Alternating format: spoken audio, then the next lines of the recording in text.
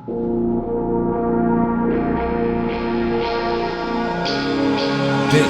is Horror Podcast.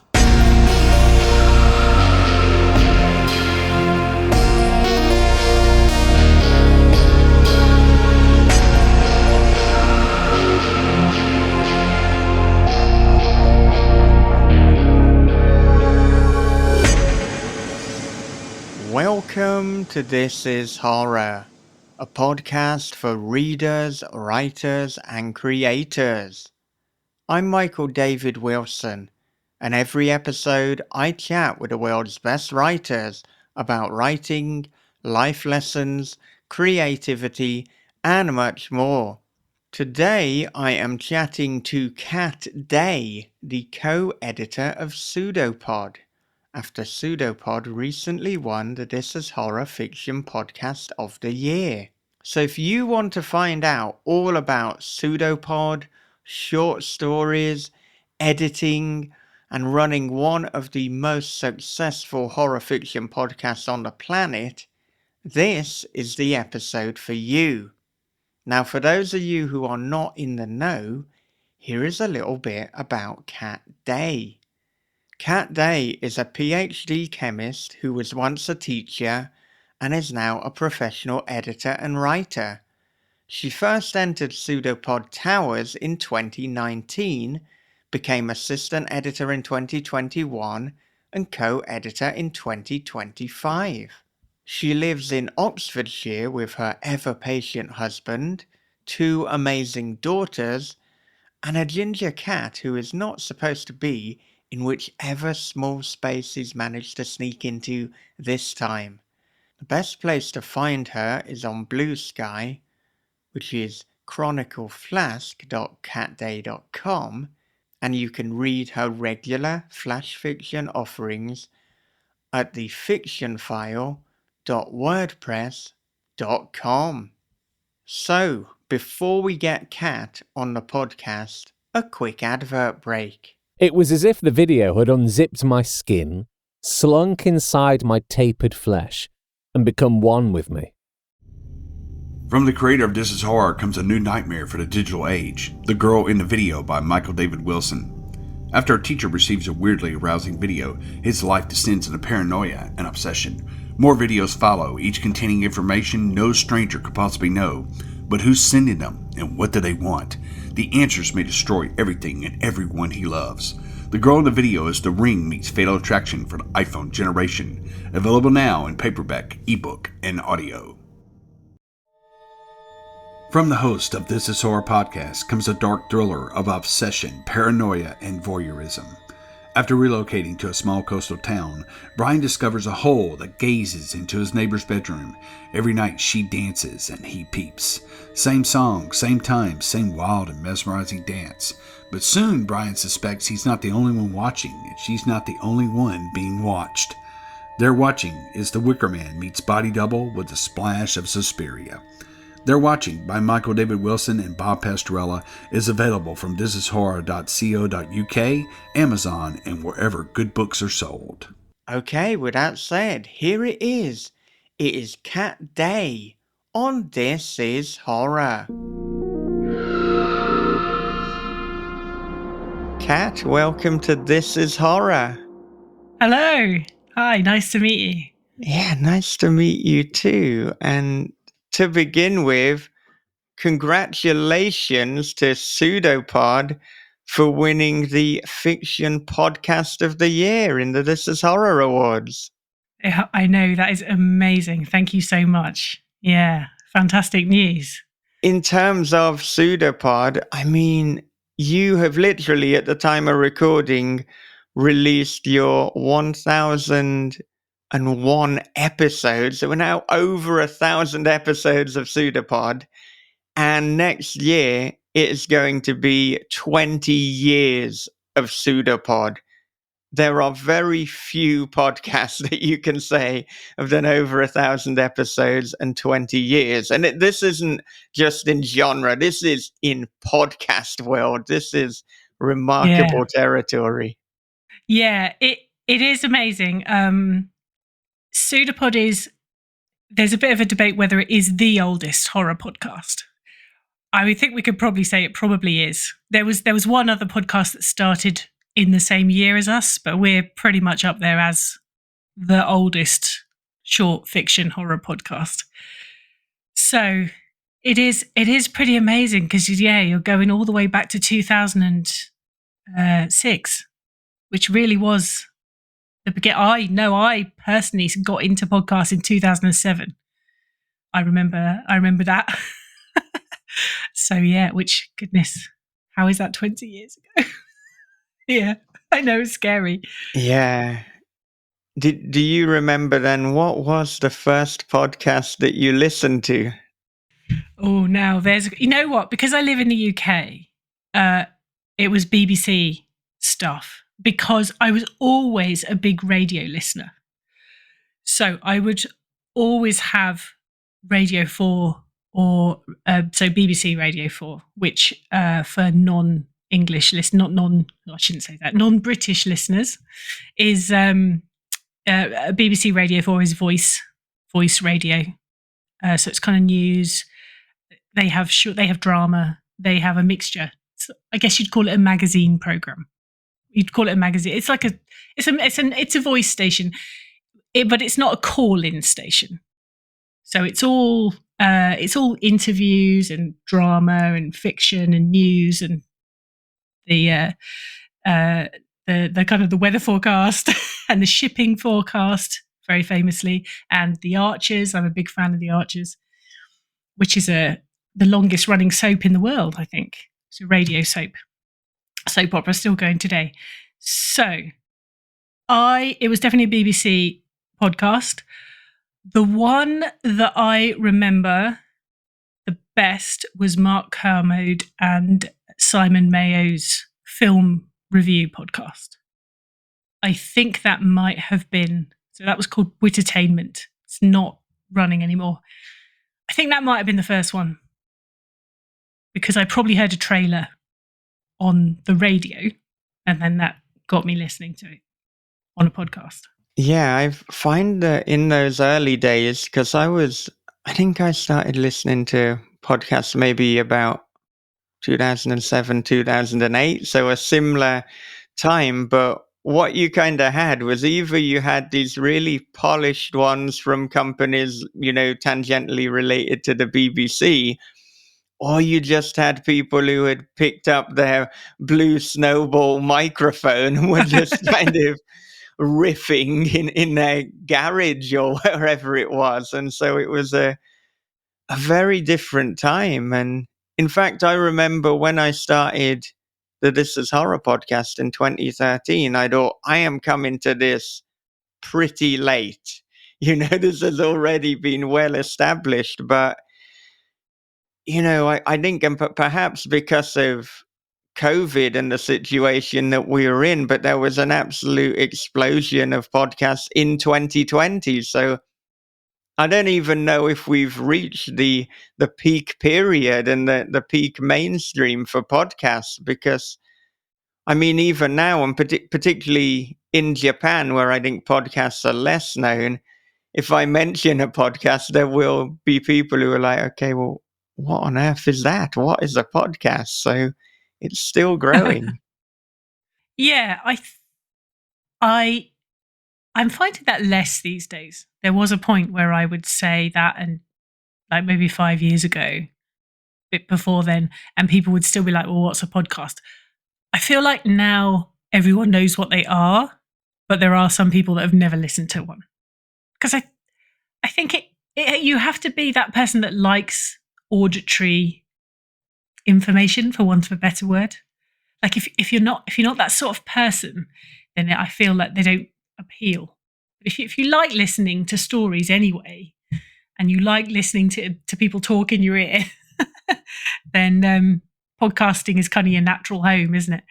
For me, I think the podcast is just one of the best creations, because it means that this time that was previously dead time for me, where like either I'm commuting or I'm doing some housework, I can now either be being entertained or educated or both at the same time, depending on the podcast. Yeah, I mean, it's true. I mean, like I say, I used to have Radio 4 on all the time. But of course, that was just, you got what you got was on, like the old days of television when you just watched what was on. I mean, when I was driving, I would constantly have tapes and CDs in the car. But then, of course, you've got fiddling around trying to change them and all that kind of stuff. And now, you can queue up 8 hours of podcasts and you don't have to touch anything for as long as you like, really. Yeah, that is absolutely it. And I mean, to go way back, I want to know what first ignited your interest in genre and in horror fiction. So, I mean, actually, I was a big reader as a child. But before I was a big reader, I was I'm just thinking about this now. I was a listener. I had cassette tapes. I had cassette tapes of lots of famous 5 stories by Enid Blyton, Secret 7. I had Spider-Man.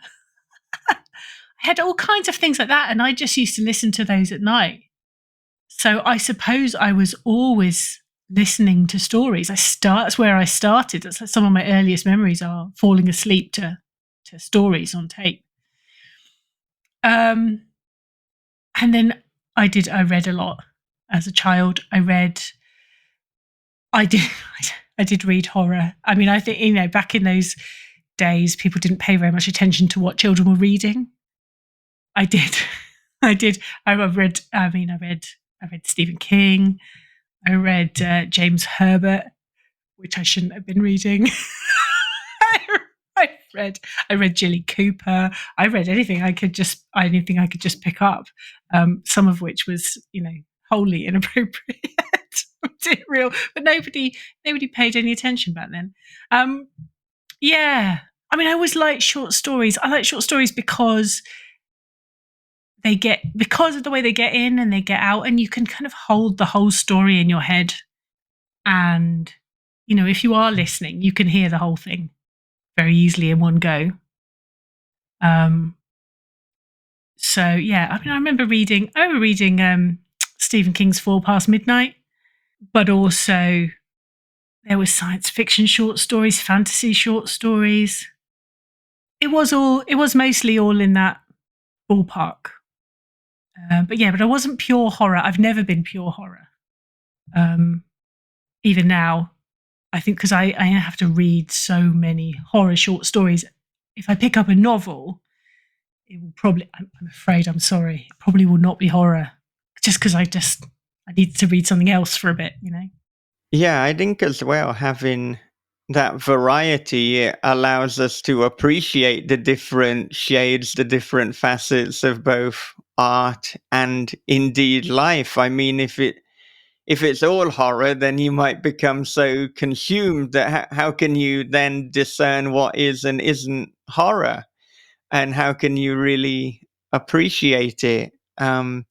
I wonder too, though, with what you've said, so does that mean that the pseudopod job, as it were, has then affected your wider reading habits outside of horror? Or was it always that horror was more short stories and then longer form were other genres?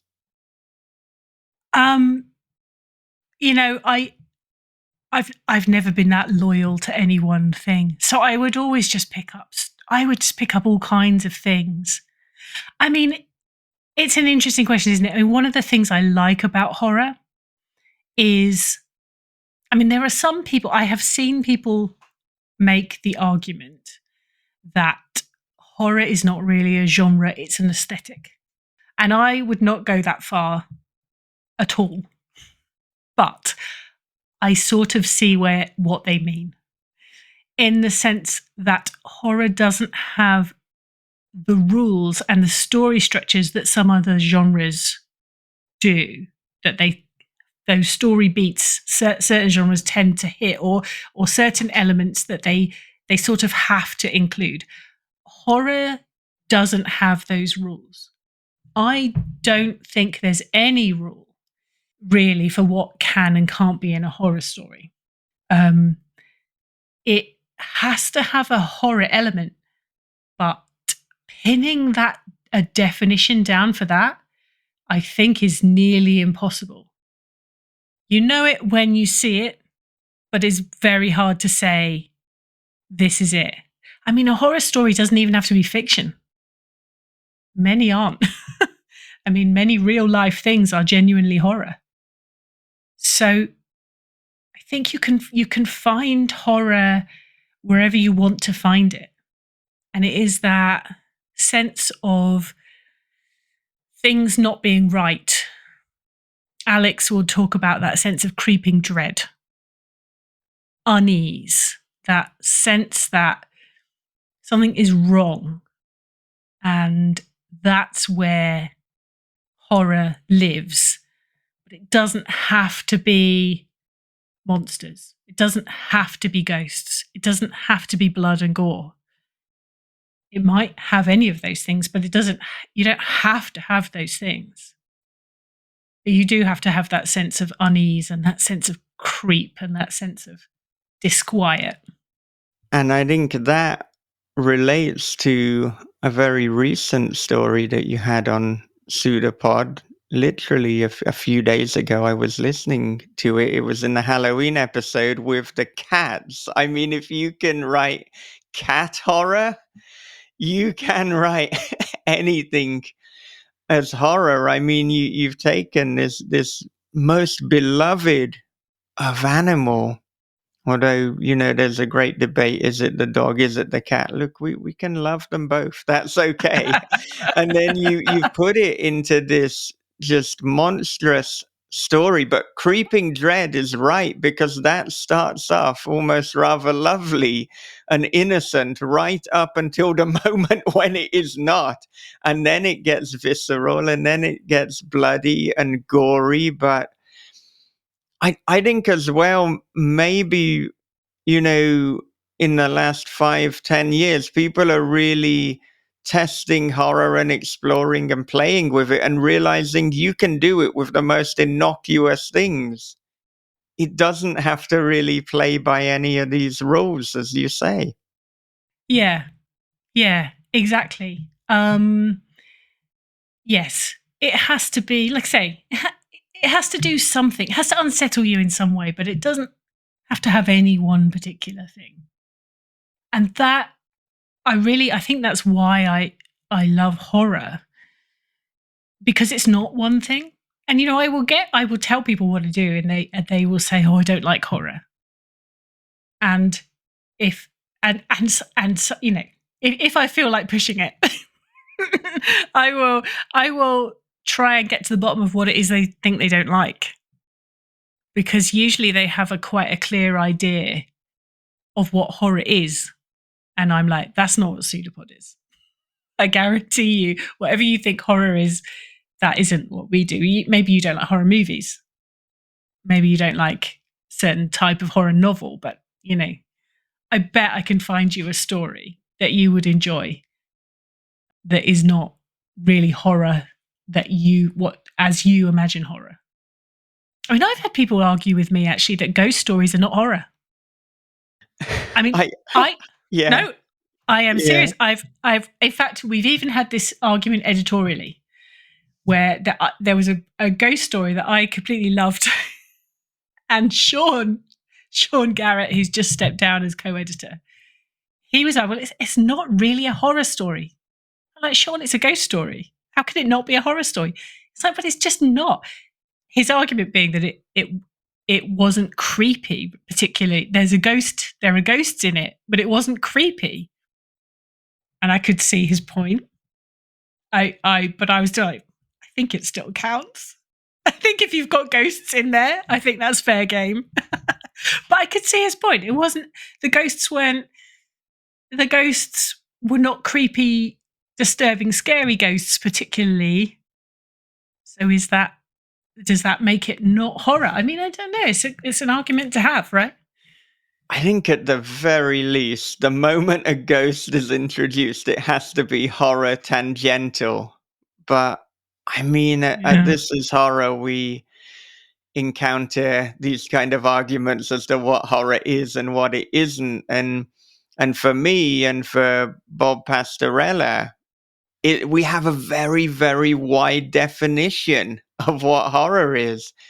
And it's interesting, actually, that Sean was the one arguing against The Ghost and it being a horror story, because for me, usually the people who are arguing against it are the people who they've got this preconceived notion as to what horror is. And in their mind, they are not a lover of horror and horror fiction.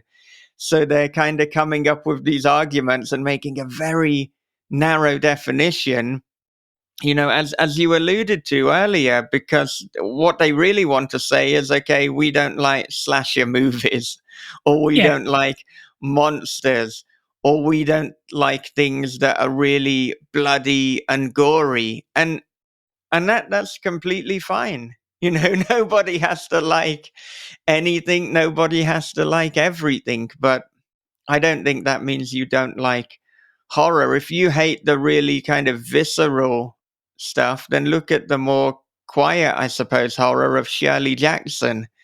There's got to be something there. You look at the classic literature of Frankenstein, of Dracula. That Well, I yeah. yeah, I mean, yeah. there's another case in point. Frankenstein. Is it science fiction? Is it horror? The Both. the answer could just be yes. Yes, Yes. it is. Yes, it is. Yeah. I think historically it's fallen into the horror category in people's minds, but it is science fiction. It's also literary fiction. You could make an argument for fantasy. So yeah, there's overlap and there's layers to this, isn't there? But that's part of why it's so interesting. And so, at the point where you were reading James Herbert and Stephen King from a young age, by the way, how young are we talking? Let's set the scene here. I think not too. It wasn't too bad. I was a teenager, so I was at least 13, 14, 15. So not too bad. Although James Herbert is pretty, some of that is like, but I think as well when you're that age, to just divert from horror for a minute. I went back to The Hitchhiker's Guide to the Galaxy recently. I read those as a teenager too, and it's so interesting because I read those as a teenager and just thought they were funny books. I went back to them, I think, or tried to go back to them maybe in my early 30s, and the humor just didn't work for me at all, and I couldn't get into them at all. And now I've come back to them now, and I'm really seeing, I was like, oh, I really see what Douglas Adams was trying to say. I see the predictions he was trying to make, some of which are terrifyingly accurate. I mean, Mostly Harmless has even got a little bird that's destroying the world. You're like, okay, yeah, you were, and this is before Twitter appeared on the scene. He managed to write that. So, yeah, which is, because it controls all the probabilities of all the things that can happen anywhere, anytime, and it just controls reality. And it's rewriting reality to match a book. And just like, oh, okay. Like, yeah. I mean, there are definite elements of horror there. I don't think you'd call Hitchhiker's Guide to the Galaxy horror, but there are moments that are definitely dark. I mean, the whole world gets blown up, but that's pretty dark. Sorry, I've completely forgotten what the original question was.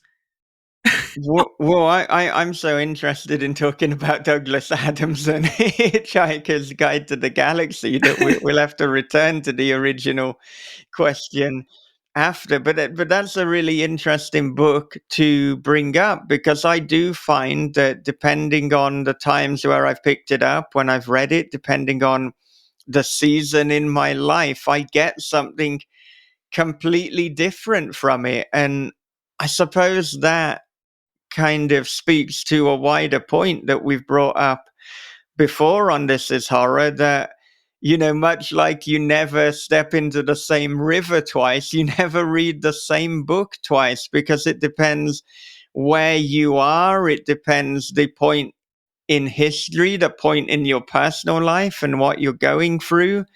And so I tend to find sometimes, actually, if I read a book that a lot of people have really lauded and praised, and I'm just not feeling it, I'll then put it down and I'll read it at a different time, because sometimes it's almost like it's not the book, it's me, or it's where I am, and we need to be at the same level to meet. So yeah, there is great value in rereading as well, because of the layers and the different things that you'll find. I mean, like you said, with Hitchhiker's Guide to begin with, when you read it and you were younger, it was a comedy.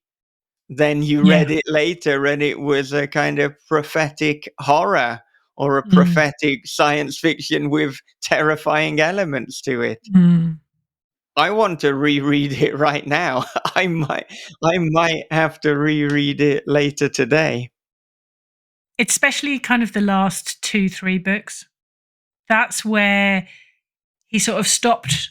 It sort of stopped being a story about two guys bouncing around the universe and became about something a bit deeper. So yeah. So, going away from Douglas Adams and back to the original question, where we were talking about James Herbert and reading Stephen King and things of that nature, related to that, as well as being an editor and a voracious reader, you are, of course, a writer. So I want to know, did the writing of stories, or did even telling stories, or perhaps like art and different ways of expressing yourself, did that come into things at an early age as well, or was the writing and the art something that came later? So both. I was a writer when I was young. When I was a child at school, I was always writing stories, and my teachers were always very positive about them. I didn't really see it as something I could do as a career. I just couldn't see that. I couldn't see a path, and I liked science, so I went down the route of science, and back. I mean, don't need the whole CV, but I've got a chemistry degree. I've got a chemistry PhD. I was a chemistry teacher for a long time. I make the argument that teaching is storytelling, regardless of what subject you're teaching.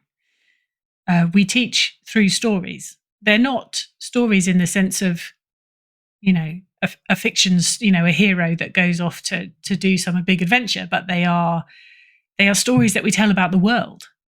We explain the structure of the atom through storytelling ideas. It's all storytelling. If you listen to the very best science communication work, it's storytelling. You read the best journalism, of course, it's storytelling.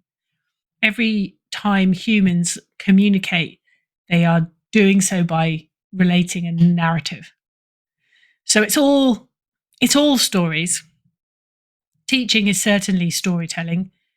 In fact, you get trained as a teacher to break your lessons up into 3 parts. Much the same way as you immediately get told, if when you are writing anything, sort of to break your stories up into 3 or 5 parts, right? You need an introduction, you need some middle bits, and you need an end.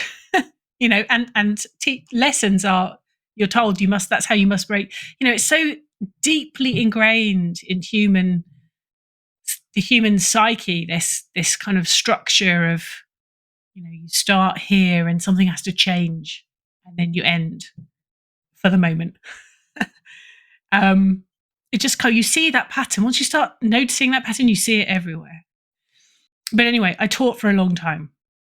But then I had my first child, and that it just nothing. I don't. Do you have children? Do you I have do, children? yeah. So I have a 7-year-old daughter, and at the moment, my wife is expecting a son. So in the Wow. next month, Wow. yeah. So Congratulations. yeah, thank you very much. So I, it is I, a crazy time right now. yes. Yeah. I think nothing prepares you for how much it changes you. Yeah, Perhaps especially as a woman. Um, just because, I mean, in my case, particularly, perhaps the birth of my first daughter was a little bit touch and go. I had to have an emergency cesarean section. It got a bit got a bit close to the wire, shall we say? I think, and it just changed me in ways that I couldn't have predicted. I didn't expect, but there's no getting around it.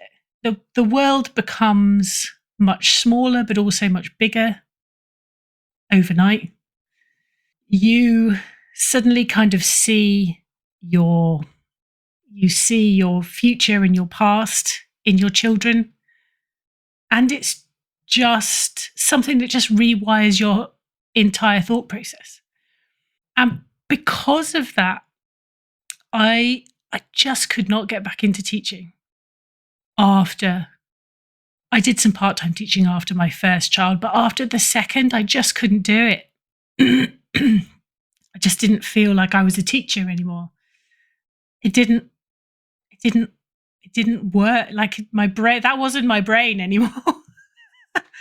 um and so I was a little bit lucky because I happened to know somebody and managed to get a job which is an editing job that I still have as a working as a medical editor. So so that's good because that pays bills. um, but yeah, also I picked up some freelance. I still do some freelance. I've got a few books from DK. I write bits of freelance for them. I've done the occasional short story. Well, actually, I've written hundreds of short stories. I've published a tiny number, and it's mainly because I never submit anything. I don't have the patience for it. And also, as somebody who reads a lot of submissions, I know what it's like. I sort of feel for the poor editors. I'm like, oh, you don't need to read this. So I submit very rarely, but I do write a lot. So I've got. I started first with a non-fiction blog called The Chronicle Flask, which is why my handle in so many places is The Chronicle Flask. And then after that, I started a fiction blog called The Fiction File with a PH. Fiction with an F, file with a PH. Because I thought that was very clever and brilliant. And so that, and ever since I started that, I've been very disciplined about writing a flash fiction story every month. And I started it, I think, in 2017. So it's there's a lot on there now. So yeah, I mean, I think if you're a writer, you're a writer, and it sort of doesn't matter. It will come out. It will come. I remember I had a very I was doing some therapy sessions, and I was talking to the therapist, and she was talking about journaling, and she's like, "Well, yeah, but you've only got the one journal." I'm like, "No, there's at least 4." Because writers just are constantly putting things on paper, I think, or constantly putting words out somewhere. If it does, yeah. So I think I can't not stories and words bang around in my head and they have to come out somewhere. It's really interesting to hear that you've written hundreds of short stories, but then published not so many of them. And I mean, one piece of advice that I give people is if you can find joy in the pursuit of writing itself, then you win every time. Because I feel, a problem that can lead to a lot of unhappiness is when you're writing something, but you're already jumping ahead to trying to look at the marketing or the publishing or what's going to happen with it. And that is exactly the wrong mindset to have. You're meant to be in creative mode, you're meant to be in artistic mode. And even better, you're just meant to be in the mode of having fun, of the joy of the story. The purpose of the story is the story itself. And that's something I've been very conscious of recently because, yeah, there does seem to be a great deal of unhappiness because of perhaps, and I'm speaking generally, like a lot of writers that I've spoken to, that they feel that they're not quite where they want to be, or this year and last year in particular, there seem to be less markets. But if we can recapture that, either that childhood joy or that joy that we had the first time that we wrote a story, we weren't thinking about it being published or how many good reads we were going to have or what kind of bestseller list it might be in. But it kind of sounds like you might be constantly in that mode because you are writing stories, then it's finished. Okay, that story's done now. That was the point. And I don't meet so many people who, you are really living that. The pursuit of joy, the writing the story was the point in and of itself. Yeah, I mean, I'm fortunate in that I don't have to make a living from this. This is not my living. This is the writing. Certainly is something. The editing is a different question, but writing is the thing that is I do for fun, and I think actually that is part of the reason why I am reluctant to submit to go. I don't want the admin. I don't want to have to promote it, right? I'm happy with the idea that I have a blog that quite a few people do read. Okay, it's not huge numbers of people, but I know there are people that come in there and read it every month, right? Um, I can share it. I can reach people. I reach a few people. It's not many, but it's a few people, and that's enough for me. And I'm like I say, I'm lucky. I'm privileged that, and I'm aware of that is a privilege. But I don't have to make money from this thing. So I sort of, yeah. I don't do a lot of submissions. I just write for fun.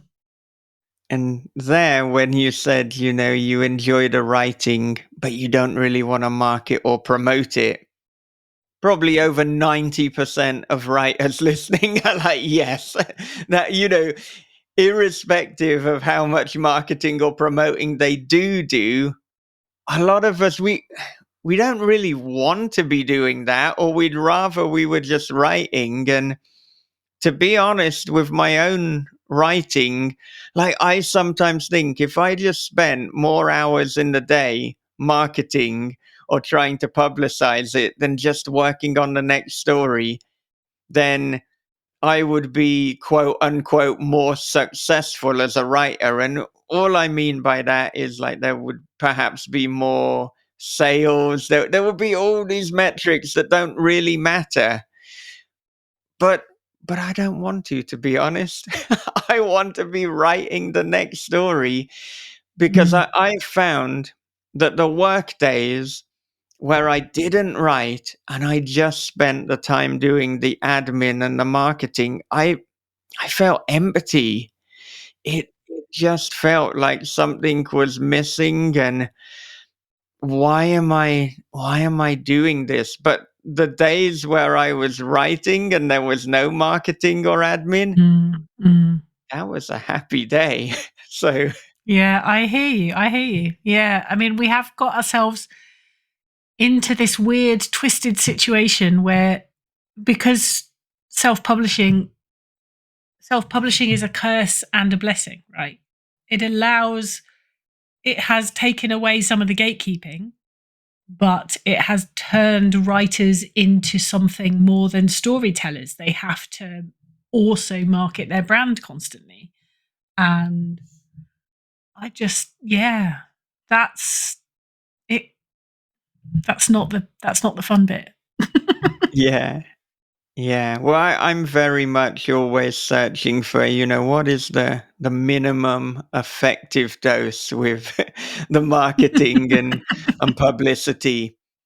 I think I've got the minimum part down. I just need to get the effective part down. But I do tend to find, to talk about privilege, that the fact that I do have this as horror, even if I'm not talking about my own work, that is, to a point, a kind of way of marketing, or at least people being aware of myself. And I suppose it might be the same with you and Pseudopod. I'm sure that a number of people who come to your blog and your work do it via the Pseudopod about page, or just via hearing you or hearing one of your stories or narrations on Pseudopod, and then checking out your work, wanting to find out more about you. And yeah, like in a way, I fall back on that with This Is Horror, because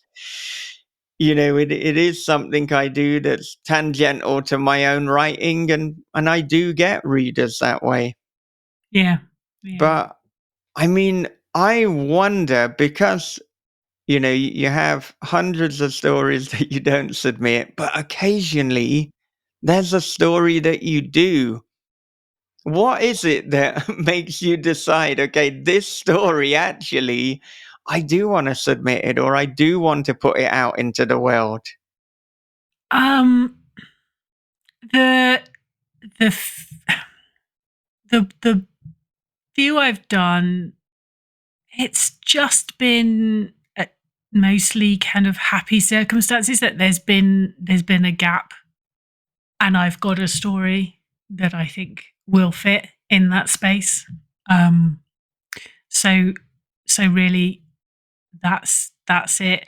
Um, Early days, I did have, had a few stories published on Pseudopod, because we generally do encourage, actually, our associate editors in particular, to submit, because anyone that works with the podcast will obviously understand what the podcast likes and what works for us. So they are often the best placed to write for us. I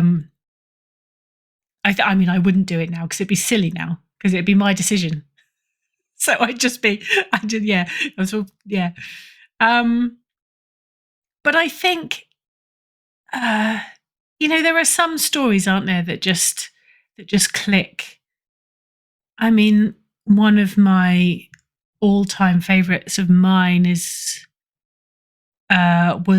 published in a book that was made to raise money for Grenfell fire victims.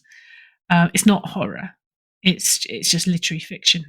But that was one of those stories where I was trying to write something and I couldn't quite get it out, and then it just sort of fell into this. I saw something or I heard something, and it just sort of fell into place.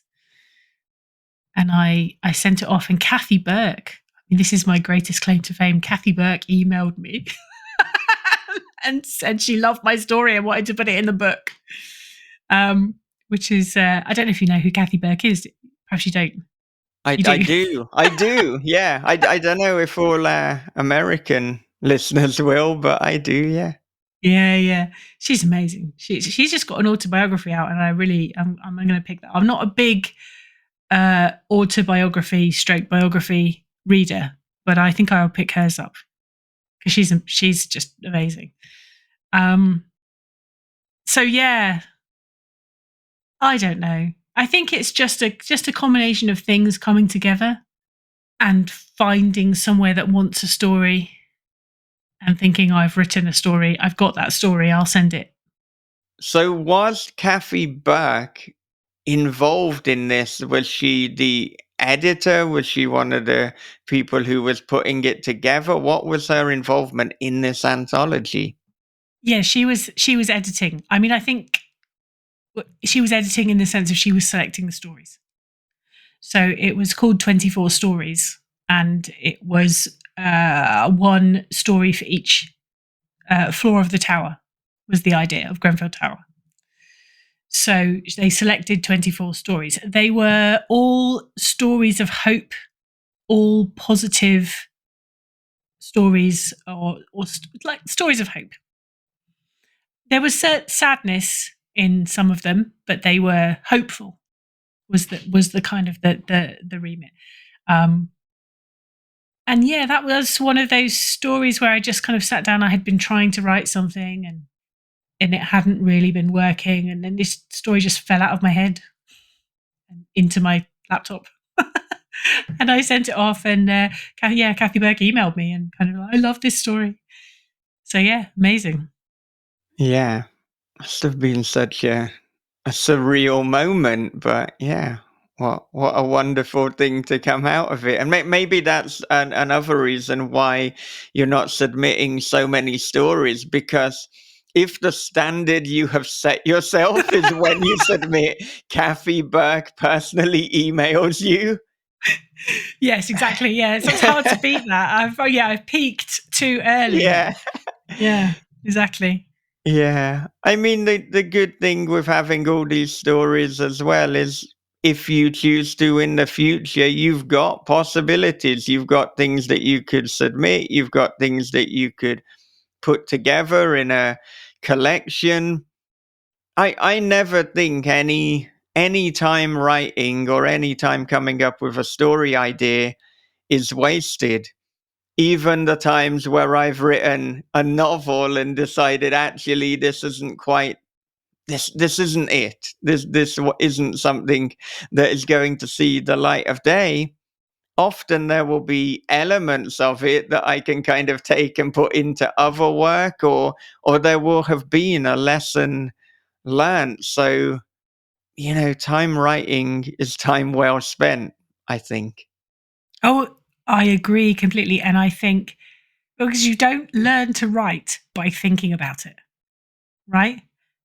You only learn to write by putting words on a page and also by finishing things, which is why I am disciplined about the blog. And it's the kind of the one story a month rule, which I have very, very rarely broken. I'm strict with myself because it forces me to write something and finish it. Have to finish it by midnight on the last day of the month. That is my right. I'm really strict with that. And, it's interesting to go back through that blog now that goes back over so many years and I can see that it was awful at the start. I didn't know what I was doing. And to an extent, I still don't know what I'm doing. But, I can see that I'm a better writer now. That has happened through just constantly writing.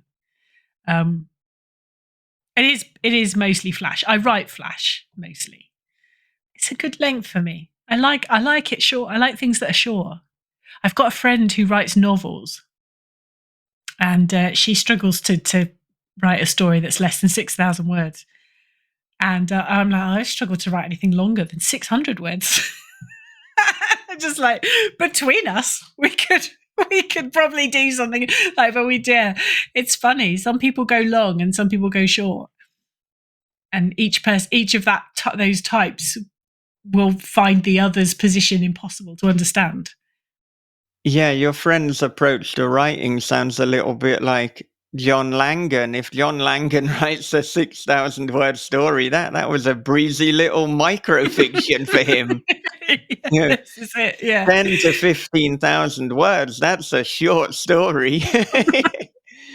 But I don't know, I tend to find too that, again, there's different modes, there's different phases of our lives in terms of the type of story that we gravitate towards writing. I mean, when I started out, it was more short stories, and then a long piece would be a novella. But now the ideas that present themselves to me, they're usually in novel form. So I don't know. I'm actually at a place now where I'm like, can I just rewire my brain back into novella writing? Do they have to be so long at the moment? But it'll come, and sometimes, well, it's just that the story tells you how long it has to be. So the ideas that my brain is bringing are novel length ones, but there's going to be some novella ones out there. And we almost train ourselves, I think, because you're writing flash fiction so frequently. That is what the mind operates in when it comes to creative ideas right now. Yeah. I mean, I find myself, I will start somewhere and think, no, this is the wrong place to start.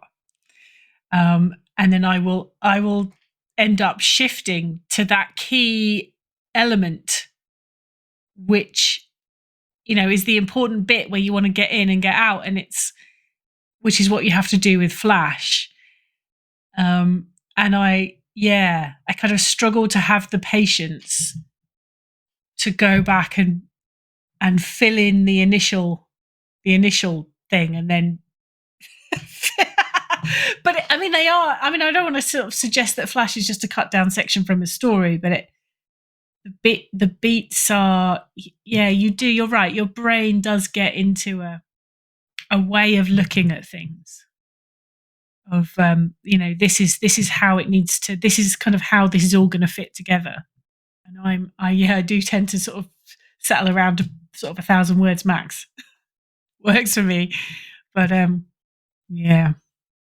I mean, it has been pointed out to me that maybe what I should do is just consider each chapter as a Flash story. And then I might actually finish like a book then. But I haven't quite managed it. So are there aspirations for you to want to write a book or to write a novel length piece of work? Is that something you're hoping to do in the future?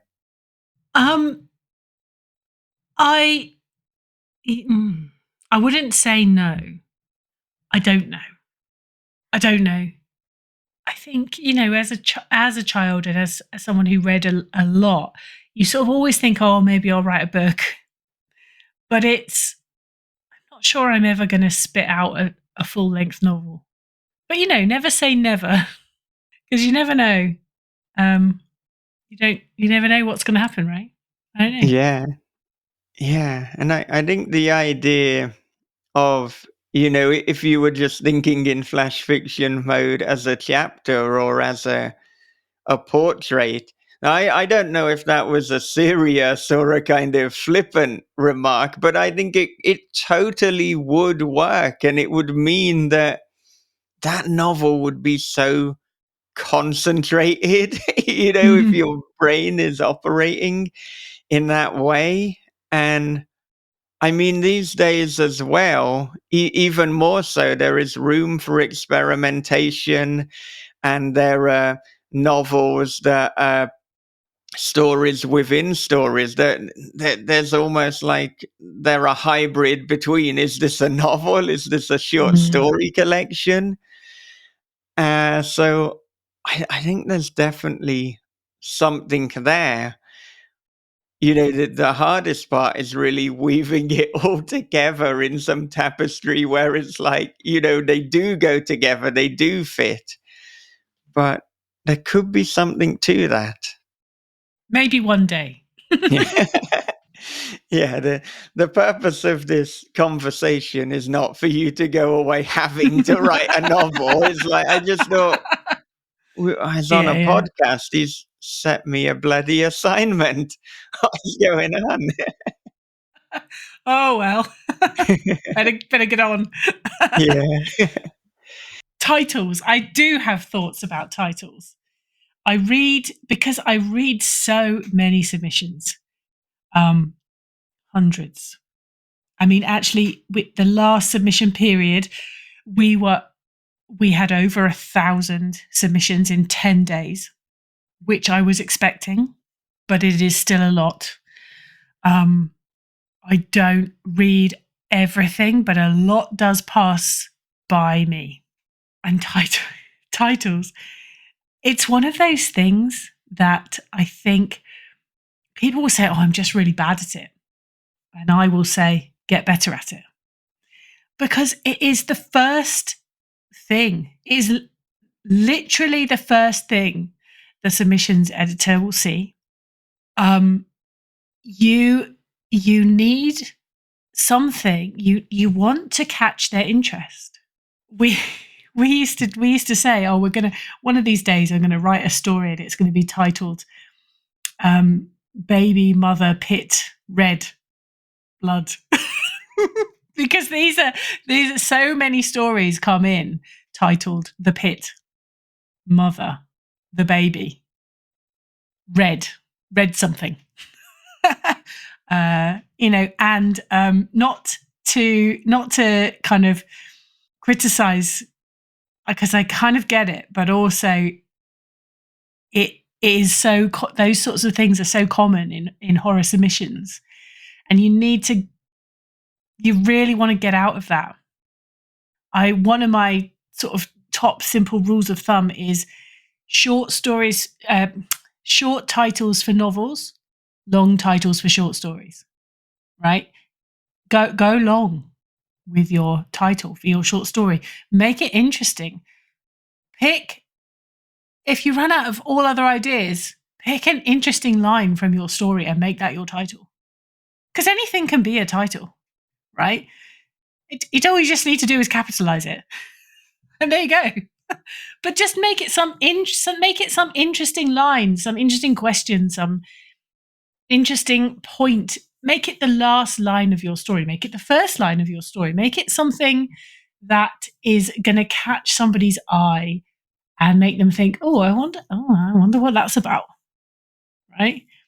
Yeah, don't go with one word. Don't just sort of pick that kind of one thing. That's not what you want. You want something more of a hook. We've changed titles before because we've gone, no, we like the story, but the title is, we have done that before. So I wasn't thinking that we would write off a story based just on the title, but do you think people need to spend maybe just that little extra half an hour thinking about their titles? I do, because it does feel like sometimes they just sort of slap anything on. And it is really like it's literally the first thing. It'll be because as an editor looking at submissions, you will just see a long list of titles. So, and author names, but if you don't recognize the author names, they're all they kind of glaze over, unless it's somebody you happen to recognize. Your title is the thing that you have, your one chance to kind of make your story stand out as something different and special. So give that some more thought.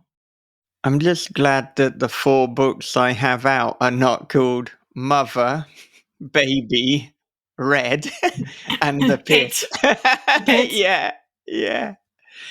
Oh, but with apologies to anybody who has written something with one of those words, but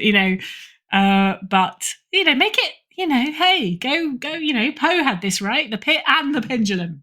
Add some more to make it a bit longer. See, now your next submission window, you're going to get The Pit and whatever. You're going to get so many. Well, fair enough. Yeah. But I yeah, mean, I do. yeah. I think people, I hear a lot of writers tell me I'm bad at titles. And they always want to say, don't be better. If you really can't come up with a good title, give it to a friend and get them to come up with a title. Find a way, because it is, possibly not so much with a novel, because with a novel, you're sending a synopsis. You know, there are other things. But when it's a short story, like I said, that editor is looking at a long list of short stories, and the title is literally the thing that is going to catch their eye or not. And like you said, there's a number of stories where the title is a line or is a point of intrigue from the book.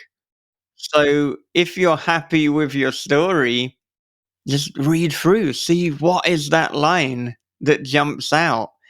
And I don't know that it's probably a very easy trick, but I'm so pleased whenever I'm reading a novel and I'm like, oh, haha, there's the title. That's where it came from. And what dickhead behavior of myself to feel good about myself for noticing. But yeah, there's something fun, like, with a recent Gabino Iglesias story, or a Gabino Iglesias novel. I think his title was on something like page 112, and it's like, there it is. That's where it came from. I think that is very normal. I think humans love spotting patterns, and when this is why so often we love it at the end of a story when the loose ends are tied up, and especially when, the little question that got posed at the start that you've forgotten about for 200 pages is suddenly clicks into place and you go, oh, right. We love that kind of thing, don't we? And the title is part of that. That's why I said in a short story, certainly, I mean, it's not uncommon for the title to be the last line of the story, because then that is just so very satisfying to kind of go, oh. And suddenly then as well, you understand what the title is. Closet Dreams by Lisa Tuttle. That was Pseudopod episode 785. That is the perfect title, right? I can't tell you why. You have to read the story or hear this or listen to the story as you prefer. But when you get to the end of that story, you will go, oh. And it is perfect. I mean, it's a really great story, but it also has the perfect title. And it is a compelling, it's an interesting, it's only 2 words. Having said, have a longer title for a shorter story, but it is only, but nevertheless, they're 2 words you don't normally see together. Yeah, it wasn't Red Pit. No. Mother, baby, Red Pit. Yeah. Yeah. Like, brilliant. Just brilliant. Yeah, anything where it's something a little bit different, it's something a little bit unusual, it's something that it's words that you haven't seen put together before, or like you say, it's literally a sentence from the book that suddenly you go, oh, I see, and it tells you something about what's going on in that story. Yeah.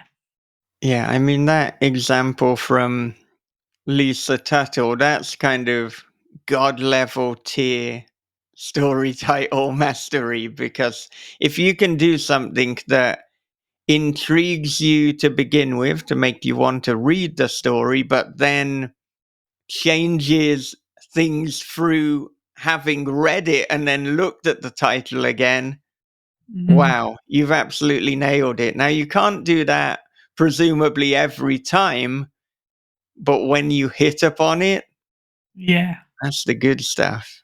And yeah, it is something, as you are editing and sort of thinking about your final story, it is something you should be thinking about. The title is not something to slap on because I have to have one. The title is part of your story. And the shorter your story, the more important the title. So really make the most of it.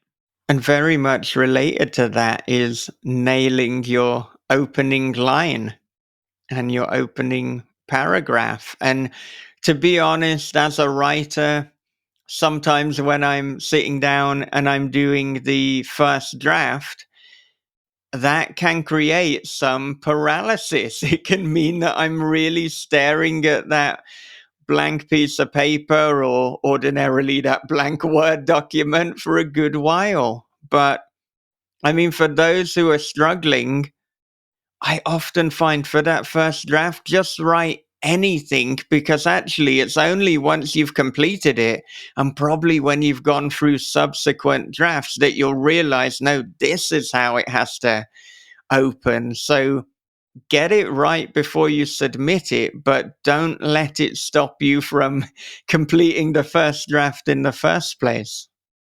Yes, it's true. It's kind of muddling up cause and effect, I suppose. Yes, you need a good opening line. Does need to be should be a strong opening line. In fact, it's something I particularly notice because every time I post the stories on social media, I post the first line from the story, and the first line is almost always like something really, it's something that catches your eye, or it's something that feels a little bit threatening because obviously it's horror, or it's something that just immediately sets your teeth on edge a little bit. It's like, oh, that doesn't sound good in the best way, and I have really become aware of the importance of that. Alex Hofflich will talk about the fact that sometimes, the first few paragraphs of a story, when you're reading submissions, the first few paragraphs will be what he would describe as the author clearing their throat. In other words, they have sat down to write, and they've written 3 or 4 or 5 paragraphs, which they then should have cut because the story actually kicks off around about paragraph 6. They didn't need any of that other stuff. The writer needed to put it down in order to get to paragraph 6, because you need to, like you say, you have got to start somewhere. But they should have, in revisions, then they should have cut it. It's not, because it's not serving anything. It's just background, right? Which should have stayed in their head. It could have stayed in their head. Certainly for a short story. Obviously, if you're writing a novel, you've got more room to sort of expand on that kind of thing. But yeah. So yeah, you need to make the mark first and then make it good. You need to get some words on the page, and it doesn't matter if they are not perfect words, but you need to get something on the page, and you need to get the shape of it, and you need to finish it in the sense of you can see the shape of it, where it begins, what happens in the middle, and where it ends. And then you can go back and polish and cut bits out and clean it up and sort it. And sometimes, you might realize actually that first line is pretty good. Like that first line that you forced yourself to leave alone because you knew you had to just keep going. Sometimes it turns out to not be that bad when you see it as part of the whole. But yeah, whatever way, make the mark first and then polish it up. Yeah, I tend to find, it goes back to this idea that there is no such thing as wasted time writing, but perhaps for people starting out, they kind of feel that like, oh, if I delete the first 5 paragraphs, I've wasted my time. But it's like, no, you absolutely didn't. I mean, goodness, I've written novels before and then realized, oh, this starts at chapter 7. oh well, but that's just the reality. And I think everything we're doing is to write the best story possible, and it is to express something that we want to do that authentically. And so it doesn't matter how we get there.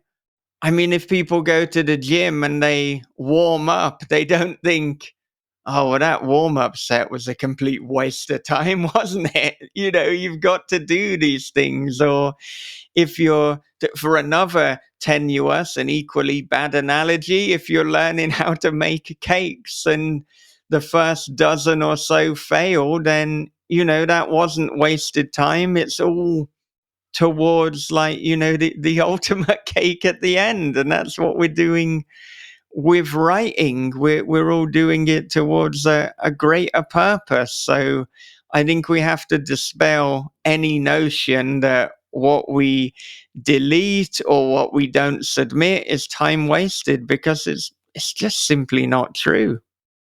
No, it's just part of the practice. The practice of writing, and every bit of that you do will make you a better writer, whether it ends up in some final product or not. So yeah, I've just been reminded of another, like, a favorite story of mine, which is episode 904, Jinx, by Carly St. George. The first line of that, I can swear, right? Because it's got swearing in it. Of course, yeah. The first line of that story is this: your first date with Jake is perfect. So that's fucking weird. I love it. Yeah. And that is a really, now again, this is an example where the title is very short. I'm not doing very well here, having said that, but that is a great story. That is such a good story.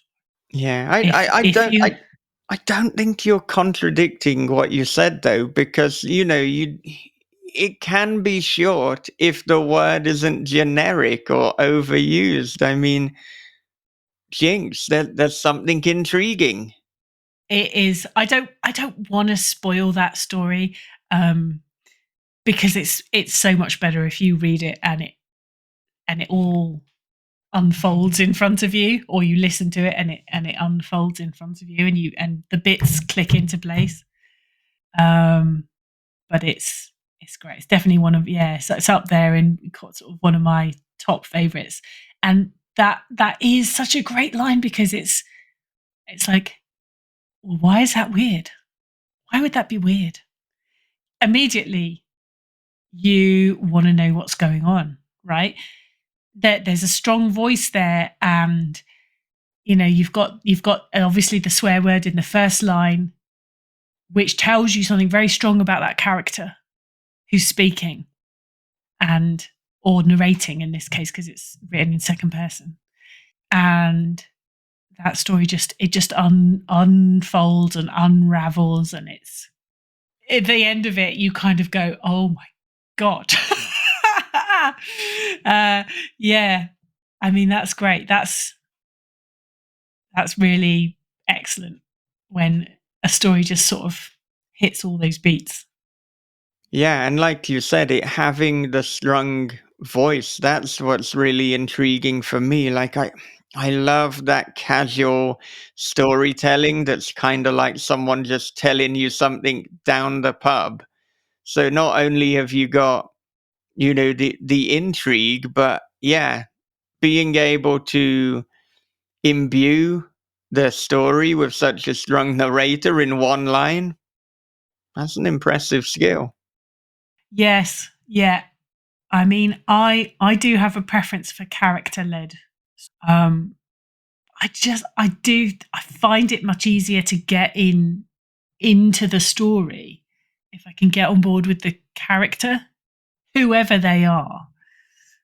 But we have our literary fiction as well, where it's a little bit less like that. If the words are, I mean, I read one the other day was in the submissions pile that was very, very literary, but it was written so beautifully. It was like poetry with corpses, and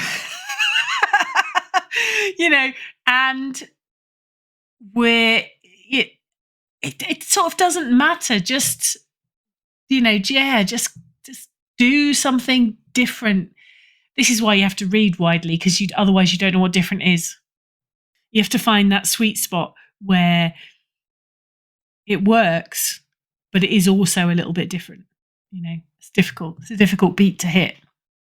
So we're talking a lot about submissions and your editorial work. So, of course, you said before that after giving birth, you decided, you didn't want to be a teacher.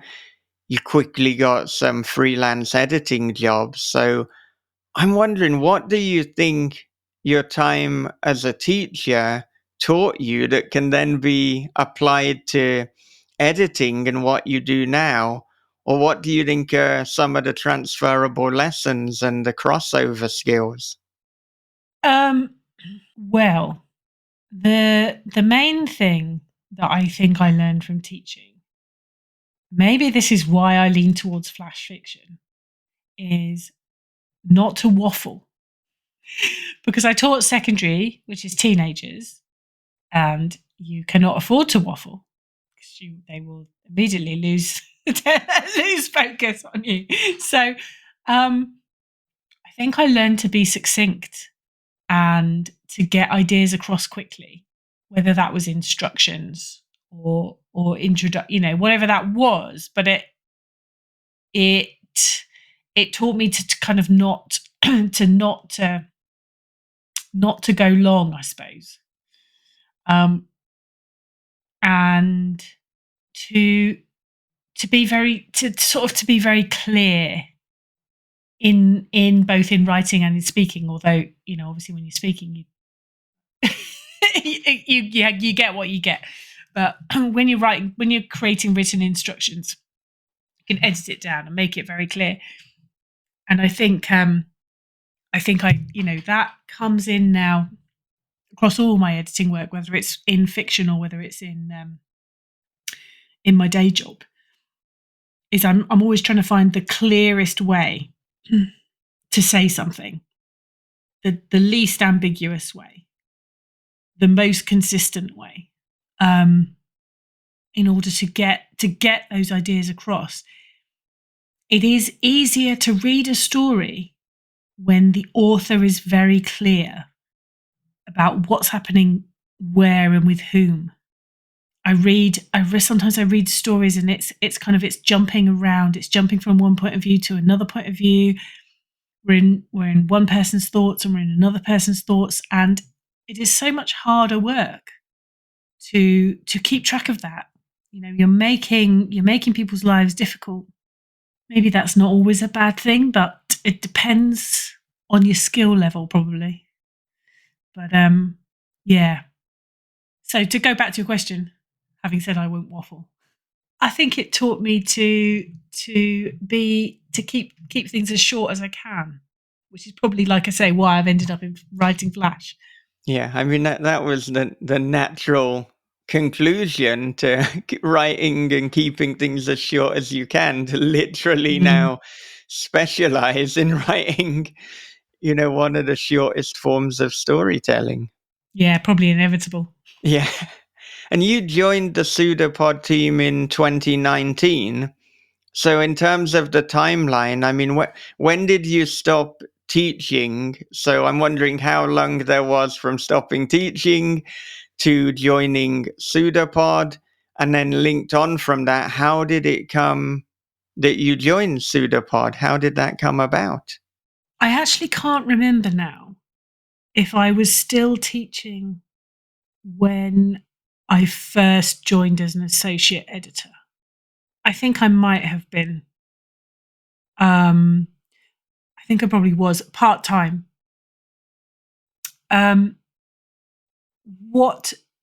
picked up, I'd been writing, I'd attempted some short stories, I'd joined a few kind of online communities. I was talking to somebody who was connected with Podcastle, and I listened to a few episodes of Podcastle, and then because I'd found Podcastle, I found the other escape artist podcasts.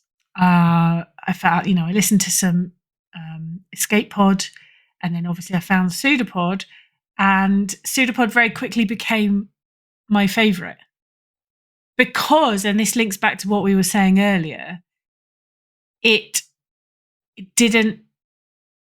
was so varied. The stories were so very different from one week to the next. it would go from, splatterpunk to something much more kind of deep and meaningful, if you like, and then it would head off into something else completely different, and then every story was different. And if you didn't like, I'm sure that's true for all the other podcasts, of course it is. There's something about, because horror is so fluid, you can build horror into kind of any setting. You do get like just enormous variety, and I think that was, so I got into that. It became my favorite. It was the one I would listen to. The others I would, because you can't listen to every single podcast. You're subscribed. We're all subscribed to far too many podcasts, and there are only so many hours in the day. So in any one week, you end up like some fall by the wayside, right? But PseudoPod was the one that I would listen to regularly. And then one day I got talking to Alex online, and he brought me on board as associate editor, reading submissions, which is somewhere around episode 600 and something. Let's say 2019. It was in the 600s somewhere. And then I just kind of generally sort of started making a pest of myself and doing bits. I picked up quite a lot of the social media stuff early on. I would write, I wrote a lot of comments in the submissions. So the senior editors will see who is leaving all the comments, right? And whose comments are, telling them useful stuff about the stories, so that kind of that. And then I would turn up to the meetings. I like it out, just generally continually made a pest of myself until I ended up as assistant editor. And then this year, knowing as we did that Sean was leaving, I temporarily had this position of deputy editor, and now I'm co-editor. Sean stepped aside in episode 1000. Sean has formally stepped down. So yeah. Anyone could do it. You just got to turn up and kind of get under people's feet until they give you a job. It's honestly not bad advice for any profession, any industry. You said, in a typical British self-deprecating way, making a pest of yourself. We could frame it as making yourself useful, being of service would be a much, kind of way of framing it, but, less humorous. So we got to go with the humor where possible. I wonder, now, what does your typical working week or working day look like? Because obviously you've got PseudoPod, you've got the other freelance editing and work that you're doing. So how does this all form together in terms of your life? Yeah, that's a good question. I don't. So some of the freelance work I've managed to kind of finish a couple of things now, and I'm sort of relieved about that because now I am formally co-editor. The workload is heavier for PseudoPod, so I'm grateful to have just kind of dropped a few other things. 3 days a week, I'm at my desk during the day doing the day job. The other 2 days, my children are in school. So during the school day, I've got time to kind of pick up other things. So that's when a lot of it gets done, basically. Mostly it gets squeezed into Mondays and Tuesdays. But it's surprising how much you can get done if you want to make space for things. It's a question of what you want to make time to do, I think. Yeah, this kind of thing has come up before, that it almost to a point seems that there the more constrained the time we have to do a certain task, the more productive we actually are. If you've got all day and you don't have other things that you have to do, there might be a little bit more procrastination and slowness about it. But if it's like, right, you've got these 2 hours where you have to do this certain thing, well, suddenly they're a very productive 2 hours because either you use them or it doesn't get done. So I think there is something to be said for almost having these time limits or having these constraints. So in your situation, it means you're having to pack the vast majority into Monday and Tuesday. Yeah. I mean, I think it's true. I think, I think we all probably have romantic notions of sitting in a house by the sea, looking out of the window and writing great novels. And I don't think it works because I think what you would mostly do is waste a lot of time. Whereas when when you've literally got, like you say, if you've literally got an hour to get a bunch of stuff done, you get it done in that hour because you have to. Or you squeeze some in the evening, or you do some at lunchtime, or you find gaps to get stuff done. So yeah. Now, Maybe that's it. You should be busy. Maybe writers are best when they're busy. I think, yeah. Yeah, I think there's some truth to that. And I mean, I wanted to ask, and it's almost an impossible question, but what do you think makes a good pseudopod story? And I realize that this is so difficult because, as you've said, well, a pseudopod story can be anything from splatterpunk to highbrow literature. Totally. Yes. It is very hard to pin it down. And if I said something specific, I guarantee you I would read a story tomorrow that was completely the opposite of that, but also would be brilliant. So it is very hard to pin it down. We look like probably every editor ever, we're looking for that emotional response. And this is one of those things from a submissions point of view where this is why, you should never take a rejection personally, because so much of it is, unfortunately, there is an element of the luck of the draw, right? If you hit the wrong person with the wrong story on the wrong day, they will send it out the door. And that is not necessarily a reflection of the quality of the story, so much as it just didn't hit the right note with that person. You need to find the one person that loves it. But yeah, we're looking for that emotional response. We're looking for that sense of, I mentioned it earlier, unease, of creeping dread, of something isn't right here. This something is, there's a bad note. There's something that's distressing about that. And sometimes that is front and center and very obvious. And sometimes it's much more under the surface. But it will be there. There doesn't have to be a monster. Sometimes there is. We've got a werewolf story coming up soon. There doesn't have to be a villain, but sometimes there is. But there has to be something that, gives it that dark edge. Of course, then we get into arguments about, is this horror or is it dark fantasy? Right. That's a common argument, actually. Yeah. Because it's a hard line to draw. It's a hard line to draw. We've run the occasional dark fantasy story.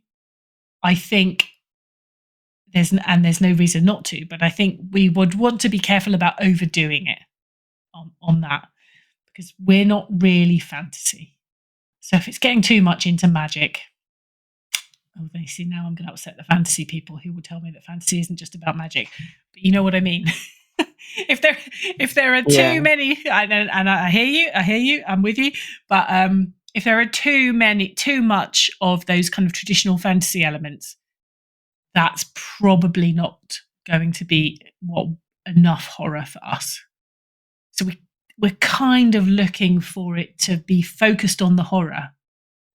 But yeah, I mean, it's really hard to pin it down. It's really hard to say this is horror. I mean, another one of my favourite stories, classics, because another thing that I read at school was D.H. Lawrence. And we ran the Rocking Horse winner, episode 792. I know because I made a note earlier. And, I did read that. That's another one where I read it at school and I saw it one way, interpreted it one way. And then as an adult, came back to it and saw many darker layers to that story. And you could argue that is not a horror story. You could, and I would not necessarily argue with you, because maybe it isn't. It's got supernatural elements. It's definitely unsettling. Is it horror? It's horror enough. And that'll do. Yeah, the thing is, if I get into these arguments, I just ask the question, well, is it a really good story? And if the answer is yes, don't worry about it then. The rest we'll figure out later. Yeah, I do take the point, though, that if you kept using that as the argument, and then it's like, we've just ran dark fantasy for 2 months, then okay, now you're going to have to at least go every other episode with a dark fantasy. But talking about, arguments, you spoke about having arguments about genre and classification, but I'm wondering what happens when you absolutely love a story, it really spoke to you, it really resonated, but then another co-editor or associate editor or whoever absolutely hates it. So you've got these opposite reactions.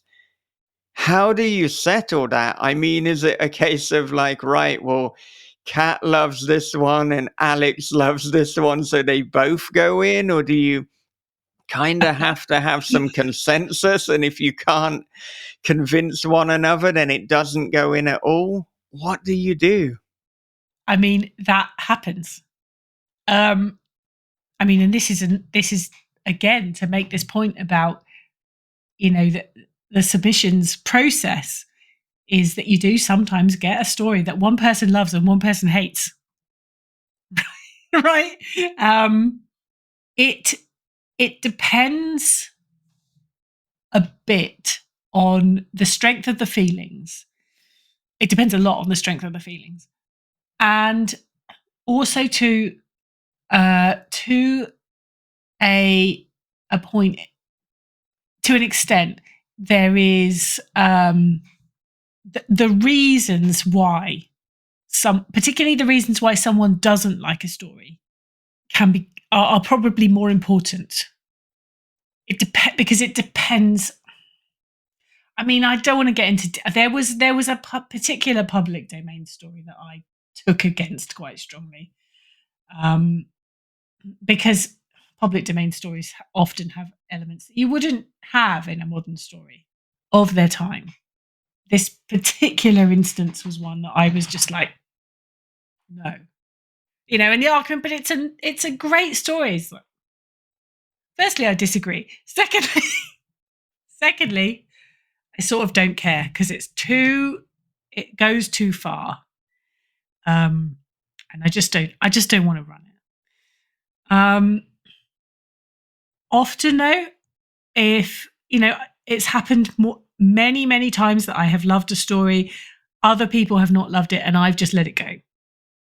Because that's the way it is. Like, you can't, you cannot run every single story. You've got to make decisions. So there's not a simple answer. It just depends on the story, and it depends on the reasons, and it depends on how strong the respective feelings are, I suppose. Yeah, and speaking about running classic stories, I mean, one of the things that makes Pseudopod really stand out, one of several things, is you've got this combination of running these modern, diverse voices plus absolute timeless classic tales. And, a lot of horror fiction podcasts that they'll go one way or the other. It's either original news stories or it's a podcast where we're just reading classics. But Pseudopod do both. I mean, recently you had Arthur Macken's novel of the White Powder. Very recently, as I think it's your latest episode or the one before the latest episode. So, I mean, you've spoken very eloquently and diplomatically about reasons why you might not include an old classic tale. But what are the reasons as to why? With so many rich public domain horror stories, how on earth do you decide which ones to run? Well, I mean, this has always been Sean Garrett's project. And he will continue on as a guest editor for public domain work, alongside assistant editor Joshua Tuttle, who they'll work. Who's a horror academic.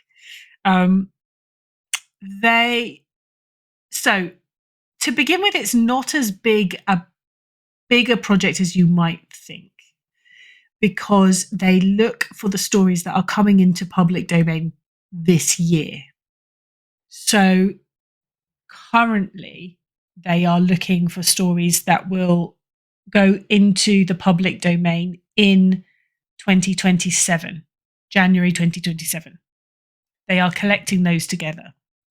By the time you have pulled together the stories that are definitely horror and would be appropriate for us, the pool is not as big as you might think for stories for that year. It usually it boils. I mean, I'm not. Sean has sent the document around. I'm not sure, but anyway, we're not talking hundreds. We're talking some number in the tens. I mean, it's a number to read through, but it's not enormous. It's not an insurmountable. Then we try to raise up authors. We try to get well-known authors, as well as authors that maybe are a little bit less familiar, particularly female authors, because often those are not the names that people necessarily think of. So E.F. Benson, we've run a few stories by E.F. Benson. Fairly well-known name, but I think not one necessarily everyone will have heard of. But the thing that's interesting is that he's a queer writer. But of course, in sort of 1867 to 1940, that wasn't acceptable. So it's very much under the radar, right? But it's interesting because I remember reading And No Bird Sings, not knowing anything about E.F. Benson, and not knowing who this author was, not having come across the story before, and just going, well, there's a lot of queer subtext in this story. Like, who is this guy? And writing this in my comments, right? It's going, yeah, well, these two are clearly gay, right? and then kind of figuring out the biography and kind of going, oh right, oh I see. Yes, right. But it comes out in the writing, and when with your sort of your modern day sensibilities, you see it. It probably just went over people's heads at the time, but Yeah.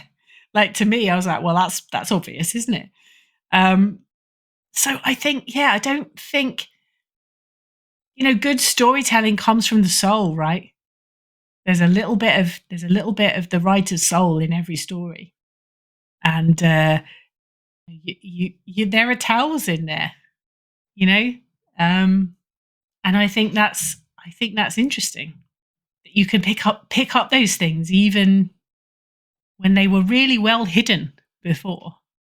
Yeah, I think what you're saying with E.F. Benson, it brings to mind this idea that the safest place sometimes to be truly honest is in fiction. We can deliver more truth through fiction than we ever could through nonfiction. Yeah, I think that's true, and that's actually what makes a really good story, when there are those different layers and they work together. When you have that layer of the story on the surface, and then underneath it, there's you can see that there's other stuff going on. So yeah, definitely. Another element that I really appreciate about Pseudopod that I again think makes it stand out from other horror fiction podcasts is Alistair's post-story commentary and analysis. And I mean, I can't think of another horror fiction podcast that does it in quite the same way and in as much depth. And the nearest that it brings to mind really is the New Yorker fiction podcast, when they have episodes really critiquing or commenting on a story. But what I love is, with Pseudopod, you've got the story, but then you've almost got the unpacking and the look underneath the bonnet, courtesy of Alistair. And it kind of makes me think too that Alistair has to love every story that you air, or if not, he at least respects every story, but because he's always got really smart things to say, and that passion, it's infused through, I suppose, the earphones in which I'm listening to it on. Yeah, I mean, Alistair does do a great rant. He is fantastic for that. I've done a few rants myself as well. Yeah, I mean, when we look through submissions, I mean, that is one of the things. It's not the primary concern, obviously, but it is something that is certainly, it's in the back of my mind when I'm looking through submissions, is, will the host have fun talking about this? And then that's a plus point in its favor if the answer is yes. Right? If I can see the references that we're going to be able to pick up on, and the different layers, and the things that are relevant to kind of current events. I'm thinking now of What He Woke, that was written by my friend Jess Whitecroft. That is a fantastic story of a corrupt politician getting his comeuppance from a sea monster having polluted the water, which is like fantastic, love it, brilliant. That was so much fun. Alistair had a lot of fun ranting about that. That was great. Yeah, I mean, it is. I came across one the other day about, I mean, without saying too much, but it was, the setting was, it was kind of I can't say too much, but it was kind of a corporate setting, and I thought, oh, this would be fun for the host to kind of riff off of, whoever it is. They'll enjoy pulling this one to pieces. So yeah, it is, again, like I say, it is in the back of our mind, like what will the host have to say about this? On the other hand, I would caution people from going too far there, because sometimes we start to see the same references come up again and again and again. And it's like, okay, we've seen this before, you know. Give me something new now. Don't I would suggest don't kind of aim for that. But it's nice if you can, it's nice if it's there. Yeah, I mean, I think always writing the best story you can has to be for any market, for any endeavor, that has to be the primary concern. And if you can kind of tick these other boxes, then even better. But yeah, you can't let it overtake the essence of the story to begin with. Yeah. Yeah, exactly. Yeah. It's got to be a good story first and put the other bits in later. Now, we said at the start of the episode that next year it will have been 20 years of PseudoPod. So I was going to kind of related to that, ask about what plans were for the kind of evolution of the podcast and going forward. Think for the moment, there's not plans to evolve in any great way. We want to keep doing what we do, really. Yeah. In particular, the things that are really important to us are picking up anthologies and collections. We have anthology and collection submissions every year in order to draw attention to anthologies and collections, because we love a short story. We know that those books are often hard to get out the door, if you like. They can be harder to publicize. They can be harder to kind of promote. So this is our way of kind of raising that up, and it's something we can do, and it's something that, you know, we have the power to put those things into the spotlight. We have a mixture normally of we end up with a mixture of stories from quite well-known authors who are either publishing their own collections, or they are in part of a bigger anthology. And then quite often we pick a couple that are from quite small, sort of unknown things, you know, with a goal of, I mean, there are obviously brilliant stories, of course, because that's the main thing. But, you know, the goal is to raise up, to draw attention to these other collections that might otherwise go under people's radar a little bit. So we'll carry on doing that. That is a lot of work, anthologies and collections, but it is important. And we'll carry on with public domain for sure. And then it's original fiction and reprints, of course. So I don't think we're planning to change anything drastically. Things will shift over time because tastes shift, fashion, times change, like nothing stands still. But we'll always be looking for the best stories that we can find. You know, a diverse mixture of stories, a diverse set of authors. Always trying to find something new and different, and because we are right on the edge of things. You know, we are right on the edge of like the newest. This is the sort of place where really kind of new stories come first. It takes a while, doesn't it, for things to filter into novels. And speaking of all these kind of shifts in sensibilities and taste, how do you think horror fiction and the publishing landscape has changed since you started working on PseudoPod? Oh, since I started, I'm not sure changed so much.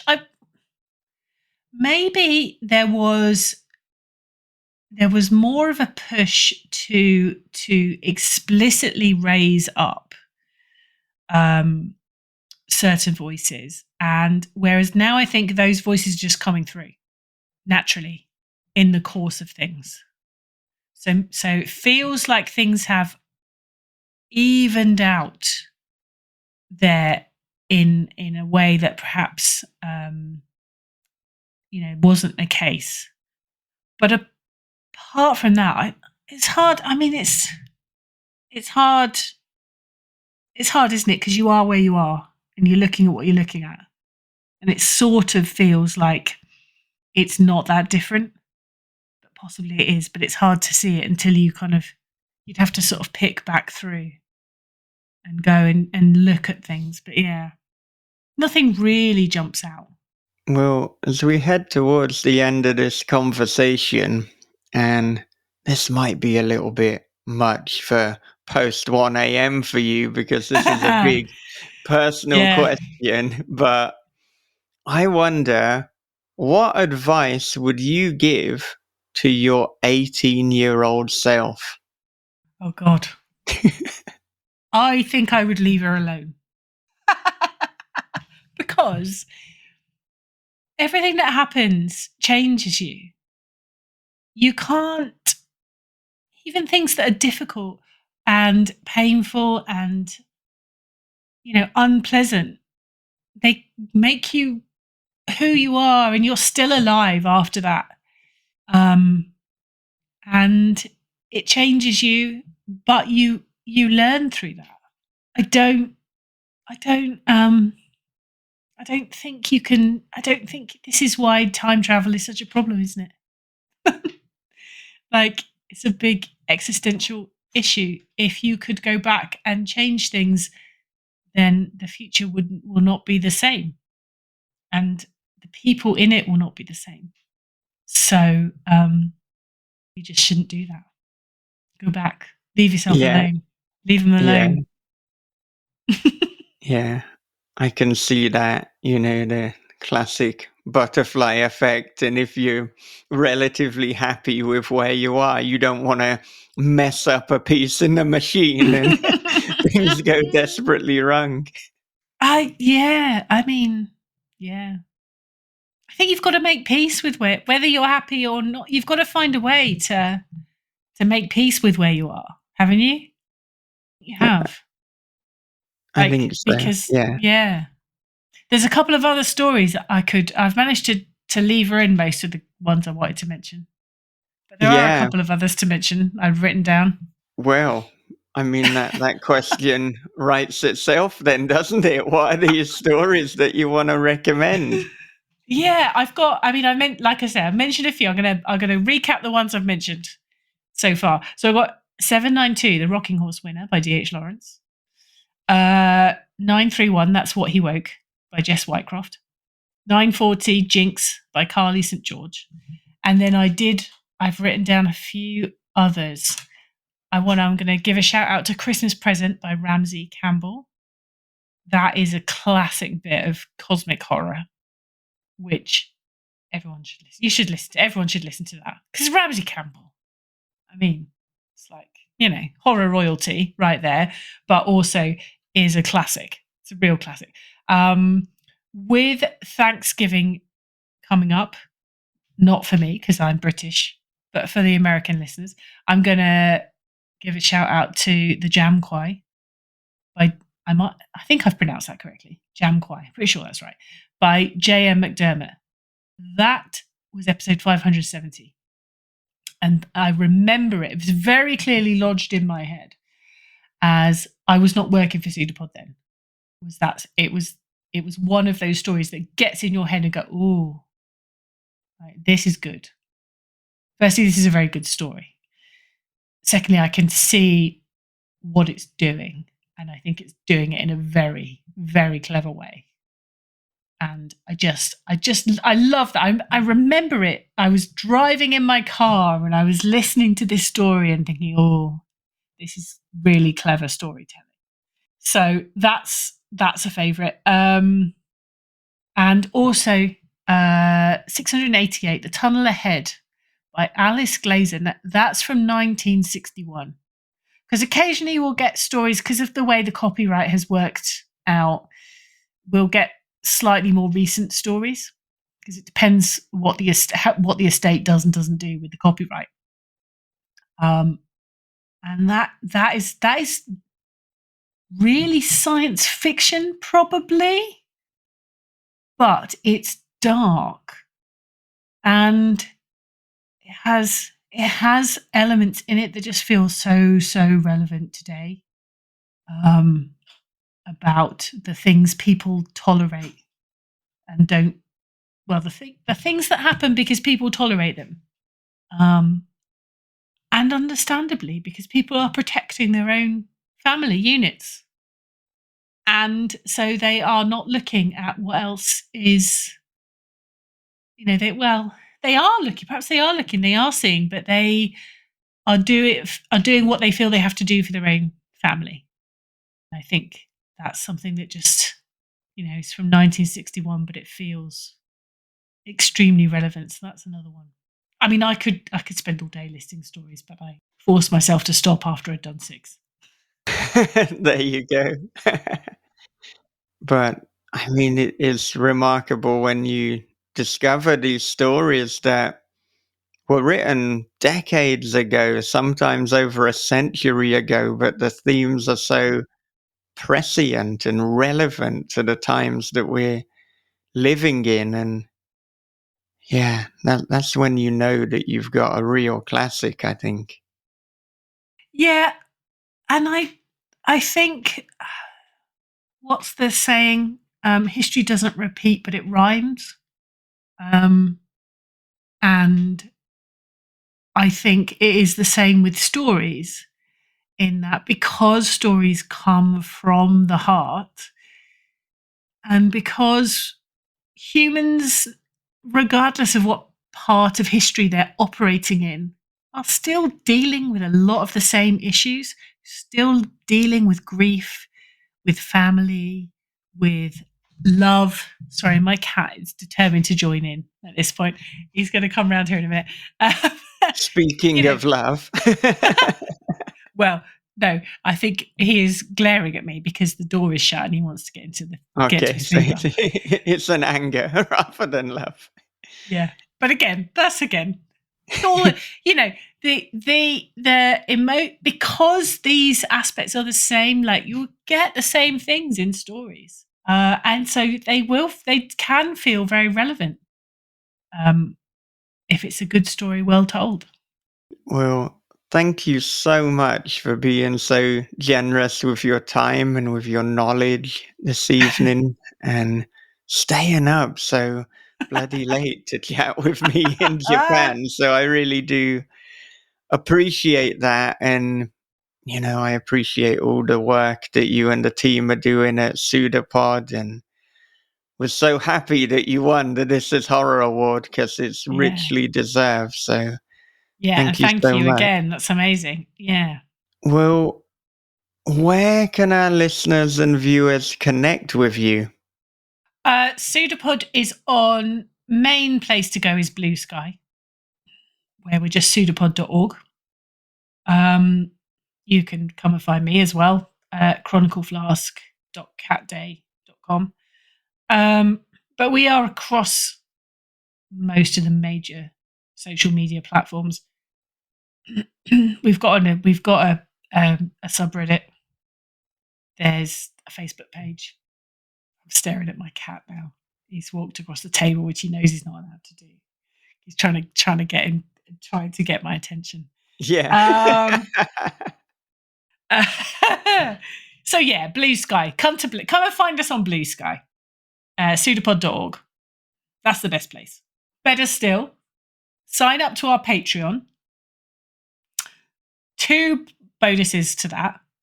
Firstly, you get access to our private Discord channel, so you can come and talk to us. That's lovely. We have a little group of people that sits and talks about the stories every week. But the other really cool thing about being a Patreon, well, obviously you get to support the podcast. That's very cool. But in terms of benefits, the free podcast feed only goes back about 300 episodes. So, but if you subscribe to our Patreon, there is a feed with pretty much every episode ever in it, and you can just find the one you want, download it, put it on your podcatcher, and listen to it whenever you like. So that's brilliant. So come and do that. Come and subscribe to our Patreon. And then that'll help us pay all of our costs. And you'll get access to 1,000 episodes worth of horror stories. Bargain. Yeah, I believe as well with Patreon, not only can you just download the episode through finding it, but you can actually add your Patreon specific RSS feed to your podcast app. So you know, once you've got that on your phone, you can just go through all of them that way. So even easier. Yeah. Well, that's sort of what I mean, because I think you probably wouldn't listen to 1,000 episodes. I mean, I have admiration for anyone who wants to do that, but I feel like you might be there for a while. Like, I don't want to do the calculation, but that's going to take some time to get through. But yes, you will get a private RSS feed, and you can pick out and choose stories at your leisure. But if anyone wants to do the 1,000 episodes of Pseudopod in 1,000 days, then please. And live tweet, live post it. You know, it's day one. Yeah. I'm going wow. My goodness. I mean, it would take you 3 years. I mean, it's terrible. Yeah. The 3-year challenge. It would, yeah. Oh my god, yeah. If you did one story, yeah, that's right, isn't it? It would take you 3 years. I mean, that's a scary. Yeah. I mean, that's a chat. I'm up for anyone who wants to do it, but I feel like that is a big challenge. It's intimidating, but it's doable. It is doable. I always take on these insane challenges, and there's part of me, and I get caught up in the conversation that just wants to say, look, if a minimum of 10 people email me to say that they are up for this challenge, 1,000 episodes in 1,000 days, then I will do it. We will do it. We will talk about it. We will be live posting. So there you go. It's down to the listeners. If 10 of you email me, michael@thecesara.co.uk, Pseudopod 1,000 challenge. Let's do it together. I mean, that would be now. Awesome. Yeah. If you get volunteers, I am 100% up for it. Yeah. All right. Well, apart from support you on Patreon and do the 1,000 episode, 1,000 day challenge, do you have any additional final thoughts to leave everyone with? Well, I mean, my main one was to make sure I'd got those stories listed out for you. But keep telling your stories. If you are listening to this and you are a writer, keep writing your stories. Because no matter what happens, humans will always want human written stories. We haven't got into AI. Probably goes without saying, not a huge fan of that whole concept. Stories exist because humans want to communicate with each other and connect with each other. That is the point of them. A machine creating stories is not doing that. It's something that looks a bit like a story, but it possibly, maybe, but it's not doing that fundamental thing of one person putting together some words which emotionally connect with another human. You know, large language models are not doing that. So keep writing your stories, keep creating your stories. We will always want more stories. All right. I just want to run through thank yous to the crew, because I'm conscious of the fact that I am here kind of talking for the podcast.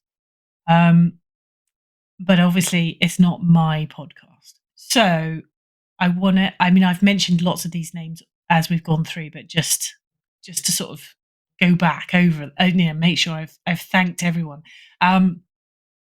Sean Garrett and Alex Hofflich have been co-editors for many years. Alex is still co-editor. Sean formally stepped down episode 1000. Just have both encyclopedic knowledges of horror. Is that plural? Both have an encyclopedic knowledge of horror. There isn't anything that between them that they don't know. It's amazing. And then obviously Alistair, we've mentioned Alistair Stewart, our host, without whom many of the podcasts, without his his host commentary does really bring the stories alive, which is, we've said that already. And then obviously I've got Scott Campbell, assistant editor. He does a lot of the technical stuff at the back end, looks after the web pages, that kind of thing. Obviously also does a lot of hosting. Joshua Tuttle, fairly new assistant editor, but he's going to be picking up public domain. And then a big thank you to our audio team, without whom nothing would ever happen. So Chelsea Davis and Graham Dunlop, who used to work on the podcast sort of a long time ago, and then took a break and now has come back. So that's great. So they make us all sound fantastic. And then there's a big crew of assistant editors as well who help us out, with the reading and various associate editors, who help us get through the enormous submissions part. So I think I've managed to, and of course EA owned by Alistair and his partner Marguerite. So it's all it's a huge team. It's nothing that happens in EA is just sort of one person. All right. Well, thank you again for chatting with me. Thank you to PseudoPod for all the amazing work that they have done, that you have done over the last 2 decades. Yeah, it's fantastic. We're really honoured. Thank you. Rich, congratulations once again on the This Is Horror Award. Thank you, as always, for listening to This Is Horror and joining me for a wonderful conversation with Cat Day of PseudoPod. Now, next episode, we will be chatting with the legendary master of horror, Mick Garris. But if you want that and every other episode ahead of the crowd, and you want to submit a question for Mick, then please become a patron at patreon.com/thisishorror. There are a multitude of perks, and it is also the best way that you can support the podcast and guarantee that we keep going. It's been 13 years, over 600 episodes, but we still need your support and we still want to get better. So if you are in a position to do that, it's patreon.com/thisishorror. Okay, before I wrap up, a quick advert break. From the host of This Is Horror podcast comes a dark thriller of obsession, paranoia, and voyeurism. After relocating to a small coastal town, Brian discovers a hole that gazes into his neighbor's bedroom. Every night she dances and he peeps. Same song, same time, same wild and mesmerizing dance. But soon Brian suspects he's not the only one watching, and she's not the only one being watched. Their watching is The Wicker Man meets Body Double with a splash of Suspiria. Their Watching by Michael David Wilson and Bob Pastorella is available from thisishorror.co.uk, Amazon, and wherever good books are sold. It was as if the video had unzipped my skin, slunk inside my tapered flesh, and become one with me. From the creator of This Is Horror comes a new nightmare for the digital age, The Girl in the Video by Michael David Wilson. After a teacher receives a weirdly arousing video, his life descends into paranoia and obsession. More videos follow, each containing information no stranger could possibly know. But who's sending them, and what do they want? The answers may destroy everything and everyone he loves. The Girl in the Video is The Ring meets Fatal Attraction for the iPhone generation. Available now in paperback, ebook, and audio. Now, before I go, there is a podcast which is exclusive to our patrons called Story Unboxed, a horror podcast on the craft of writing. And it is a show in which Bob Pastorella and I analyze movies. What we do is we dissect them, we analyze them, and we look at story lessons and takeaways that can help you in your own writing.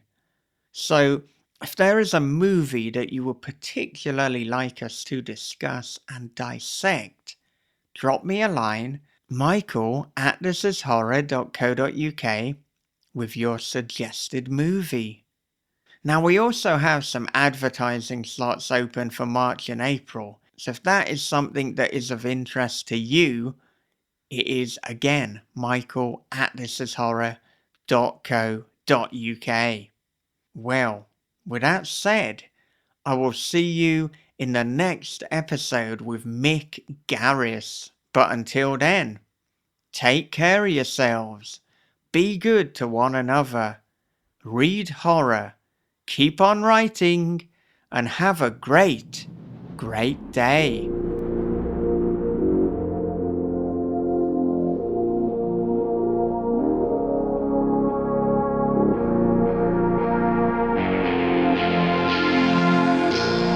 This is Horror Podcast.